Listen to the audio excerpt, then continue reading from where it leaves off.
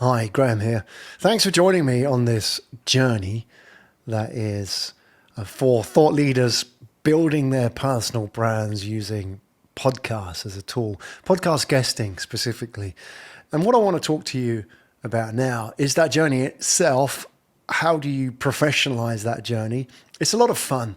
Podcast guesting is a lot of fun. You meet some amazing people on that journey, and it's a journey of self-discovery as well. You learn to refine your material, your story.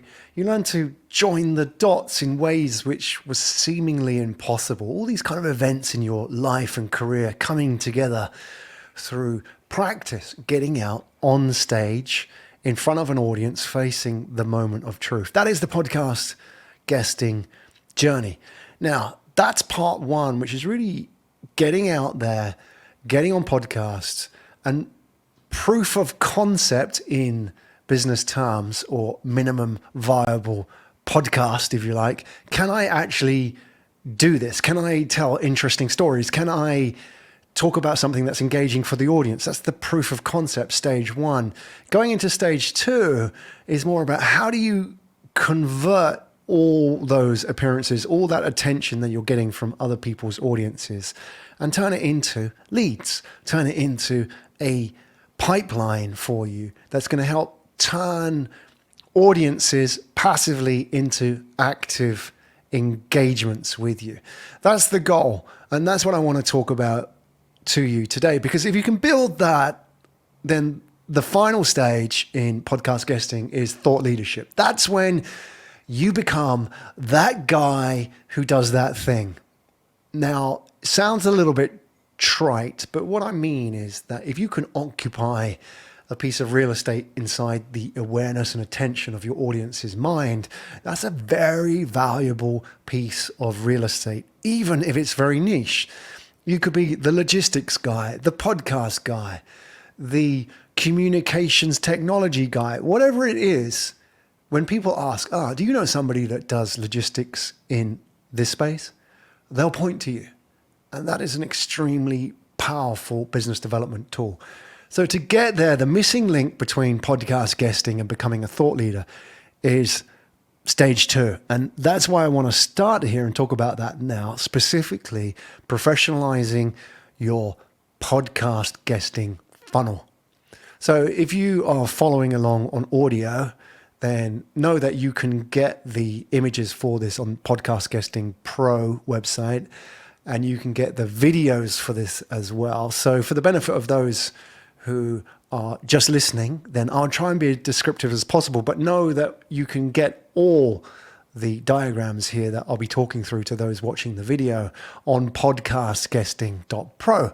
It features my face as well as an added bonus, or maybe not so much, but here's my voice. I'll talk you through the podcast guesting funnel. The key here is that you have to leverage other people's audiences that they've built, that they've curated, that care about the subject that that host talks about, and then get them over the line. Because if that person that's listening to your podcast now doesn't in some way get over the line, then you will never see or hear from them again, ever. They are lost into the void that is the attention economy today. Because for us modern communicators, attention is our biggest cost. So if you have the attention of an audience, even if it's for 30 minutes, you must convert. And I don't mean sort of strong arm sale into, buy my stuff. That doesn't work. It has to be low pressure. People have to be curious enough to work themselves through that funnel. So if you have a look at the funnel, how it's structured here, I'll talk you through the 5 steps now. Effectively, what you're doing is you're taking an unknown audience to somebody who reaches out. And reach out is the key engagement here. Reach out means somebody emails you, contacts you on social media, and reaches out.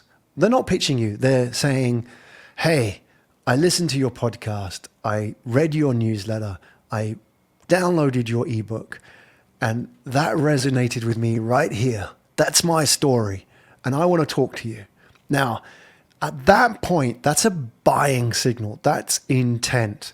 What they're now asking you to do is effectively close them.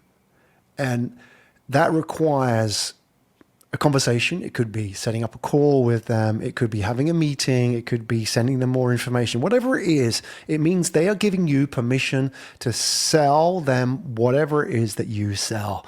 And often in my space with thought leaders, most of what people sell is a high-end, higher price ticket item, which is more of a conceptual sell. This stuff doesn't necessarily sell off the shelf.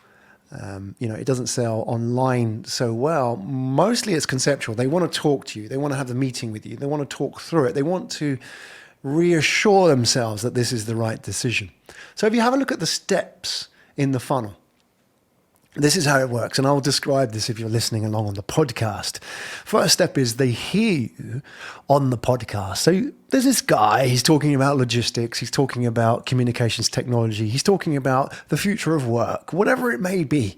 They're listening to the podcast. They may be a regular podcast listener. They may be a flyby visitor, but whatever it is, they're interested in this subject. Now, what happens is 95% of the time, nothing happens. The podcast guest loses the opportunity to convert that audience attention into real business. I'm not, again, talking about go and buy my stuff. I'm talking about making them curious enough that they want to go and check you out. And everybody who is curious will go to your website and find out what it is that you're about. They want to know the backstory. Who is this guy? Who is Graham Brown? What is he about? What's his story? What's his journey? And what's he selling? What is his gig? So they hear you on a podcast, they go and check you out. Often what happens in a podcast is the host will say, where do we find out more about you? And quite often that's the last time that you'll have to say anything on the podcast. You should mention it before, throughout the podcast, drop it in conversation. Oh, and by the way, I have a 10-page ebook on my website, which I'm giving away free, by the way. Go and check it out. It's an ebook about how to generate leads by podcast guesting. Now, if you talk about that in the middle of the conversation itself in a non-salesy, low-pressure way, then that will pique the curiosity of your audience, and they'll want to go to your website and check it out. Now, they go to your website, and what you want to do is just get their email address. And the best way to get their email address is give them something very easy to download. And in internet marketing terms, we call this a lead magnet. And the first lead magnet is often called a tripwire product, which is just get that person onto your list. Give them something very easy. Don't give them a 200-page manual. Don't give them a free copy of your book. Give them something that's 10 pages, 12 pages, a short read, just to see if they're interested, because their interest is at a peak. At the point which they heard you on the podcast, the interest is at the all-time high, and it's decreasing all the way until 2 days later, it's zero. The half-life is very steep indeed. Send them to your website. Go and check out my free ebook. Download it. Get them onto a newsletter, a non-salesy newsletter, just to keep them on board with what you're doing. And here's the great thing. You know what you can do with that newsletter? Every week or every month, you can post out your latest podcast guesting appearances. So sign up for my newsletter. It's about the future of work. They sign up, and a week later, they get one update which says, hey, I was just on this HR podcast talking about the future of work and the Great Resignation. Now, you know that person's a podcast listener. So they're going to go and check it out. And if you send audience to the podcast, great for the host as well.